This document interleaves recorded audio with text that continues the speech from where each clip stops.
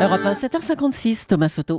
La famille, jamais sans doute elle n'aura autant divisé les Français, chacun ayant sa façon de la défendre. Le tout souvent dans un climat d'intolérance assez prononcé. Bonjour Danny Cohn-Bendit. Bonjour Thomas. Alors s'il y avait un terreau ce matin et que je vous demandais de passer au tableau pour nous définir la famille, vous diriez quoi mon cher Danny? C'est simple mon cher Thomas. Un homme ou deux personnes tombent amoureux, la sexualité s'en mêle, ils intensifient leur relation, ils décident de vivre ensemble, ils créent une cellule familiale. Et puis les enfants suivent, et donc après, vous avez donc deux hommes, un homme, une femme, ou deux hommes ou deux femmes qui vivent en famille. Et puis vous avez même les familles recomposées. Donc parce qu'ils se sont remariés, ils ont retrouvé d'autres relations. Avec beau-papa ou belle-maman.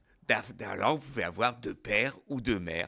Donc voilà, la famille aujourd'hui, c'est quelque chose qui a évolué. Il y a plusieurs formes de famille. Et à ceux qui disent que la famille, c'est un papa plus une maman égale un enfant, biologiquement, c'est pas complètement absurde, Danny.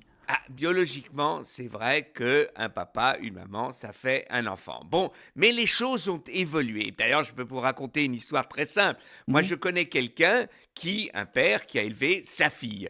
Et puis, 30 ans après, eh bien, bon, c'est une histoire compliquée, il a découvert que ce n'était pas sa fille et que le père naturel était quelqu'un d'autre. Eh bien, c'est quand même sa fille. Pendant 30 ans, ils ont un tel lien. D'ailleurs, ses parents étaient les grands-parents, ils restent les grands-parents. Donc, vous avez une structure familiale qui, biologiquement, n'est pas une structure familiale. Et pourtant, ça existe. Et vous avez des tas d'exemples comme ça. Un enfant sur 4 est élevé seulement par son père ou par sa mère.